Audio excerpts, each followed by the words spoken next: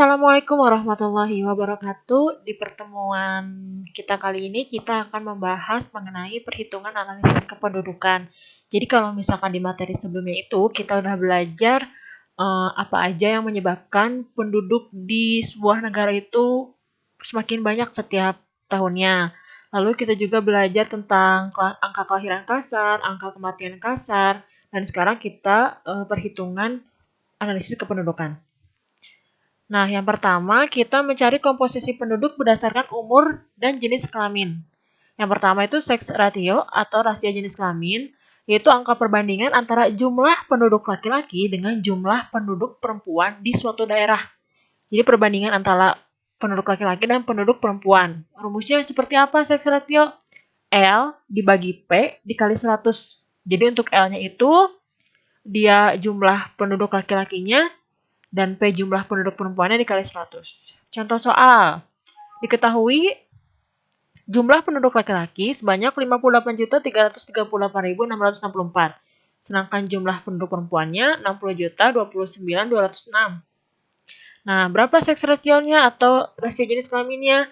Langsung aja L laki-lakinya sekian 58 juta, perempuannya 60 juta dibagi dikali 100. 100 itu apa? Konstanta. Nah, hasilnya 97,2 dibulatkan menjadi 97. Jadi, kesimpulannya jika suatu daerah seks rasionya lebih dari 100, berarti daerah tersebut lebih banyak penduduk laki-lakinya. Sedangkan jika seks rasionya kurang dari 100, berarti lebih banyak perempuannya. Kita di sini hasilnya 97, berarti kurang dari 100 ya. Berarti lebih banyak perempuannya. Ini aja udah kelihatan gitu dari sini. Nah, jadi seks rasionya itu 97. Itu untuk yang pertama. Yang kedua, rasio ketergantungan atau dependensi ratio. Jadi kalau ini perbandingan antara jumlah penduduk yang produktif dengan usia yang tidak produktif. Untuk penduduk usia yang produktif, usia berapa aja? Nah, usia produktif itu umur 15 sampai 64 tahun. Sedangkan umur 0 sampai 14 tahun itu dia tidak produktif dan umur 65 tahun ke atas dia tidak produktif. Jadi untuk rumus dependensi ratio itu perbandingan antara jumlah usia yang tidak produktif dibagi usia produktif dikali 100. Ini ya usia tidak produktif dijumlahkan, nanti dibagi usia yang produktif dikali 100. Contohnya, nah ini, suatu kota mempunyai data kependudukan sebagai berikut. Kelompok 0 sampai 14 tahun berjumlah 12.500 orang. Kelompok 15 sampai 64 tahun berjumlah 60.000 orang. Sedangkan kelompok umur 65 tahun ke atas ada 8.500. Hitunglah berapa persen beban ketergantungannya atau angka ketergantungannya. Nah, tadi rumusnya itu usia yang tidak produktif dibagi usia yang produktif dikali 100. Nah, usia yang produktifnya dijumlahkan, yang tidak produktifnya 12.500 ditambah 8.500 dibagi usia yang produktif 60.000. Dikali 100%, jadi hasilnya 35% angka beban ketergantungannya. Yang ketiga, pertumbuhan penduduk. Pertumbuhan penduduk itu ada dua, ada pertumbuhan penduduk alami dan pertumbuhan penduduk total. Untuk pertumbuhan penduduk alami itu lahir, angka kelahiran dikurangi angka kematian, itu alami. Sedangkan pertumbuhan penduduk total itu kelahiran dikurangi kematian ditambah imigrasi dikurangi emigrasi. Imigrasi itu orang yang masuk ke suatu negara, sedangkan emigrasi yang keluar. Jadi selain lahir dan mati, dijumlahkan juga dengan orang yang masuk dalam negara tersebut, dikurangi jumlah yang keluar. Ini rumusnya ya. Contoh, pada tahun 2013, angka kelahiran kasar penduduk di Pulau Jawa sebesar 50.000 jiwa, dan jumlah penduduk yang meninggal sebesar 20.000 jiwa. Berapakah pertumbuhan alami di Pulau Jawa? Tadi rumusnya T sama dengan L lahir dikurangi mati. Lahirnya 50.000, matinya 20.000, berarti pertumbuhan alaminya 30.000. Ini salah tahunnya ya, mohon maaf. Tahun 2011, ini 2013. Salah, maaf. Nomor 2, jumlah kelahiran kasar penduduk di Pulau Jawa pada tahun 2011 adalah 50.000 jiwa. Jumlah kematiannya 20.000 jiwa.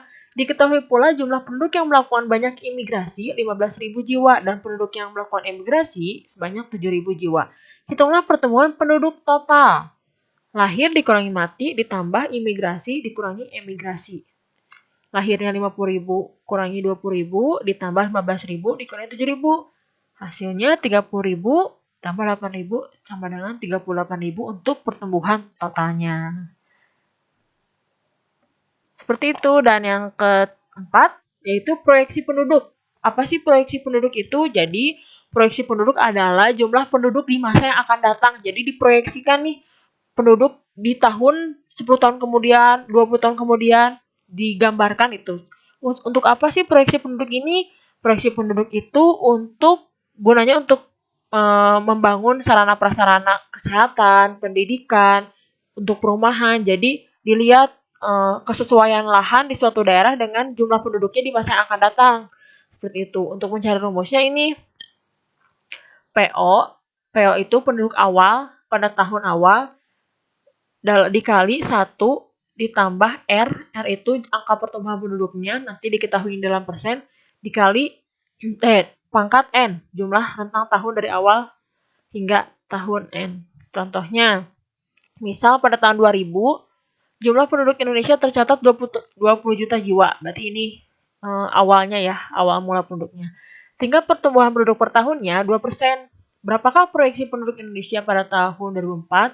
Ini rumusnya, PO itu ya tadi penduduk awalnya 20 juta dimasukin dalam kurung dikali 1 ditambah R ini pertumbuhan penduduknya dalam persen ya, 2% pangkat 4.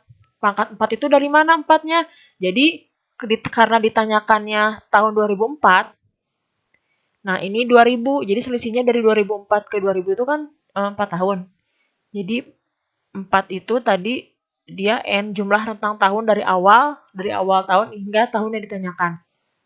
Nah, jadi 20 juta dikali 1 ditambah 0,02 pangkat 4 sekian dan hasilnya 21.648.644 juta.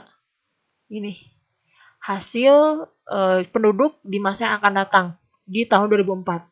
Kalau misalkan nanti ditanya tahun 2006 gimana? Ya berarti si N-nya ini diganti jadi 6 tahun. Kenapa 6 tahun? Tadi kan awal mulanya 2000 dan diproyeksikan 2006, berarti selisihnya kan 6 tahun ya, rentangnya 6 tahun. Seperti itu. Nah, ini untuk yang 2004. Jadi proyeksi penduduk Indonesia untuk tahun 2004 dengan tingkat pertumbuhannya 2% per tahun adalah 21,6 juta jiwa. Nah, ini penduduk Indonesia Indonesia yang akan datang gitu. Sesuai dengan soalnya. Seperti itu. Sekian, terima kasih. Wassalamualaikum warahmatullahi wabarakatuh.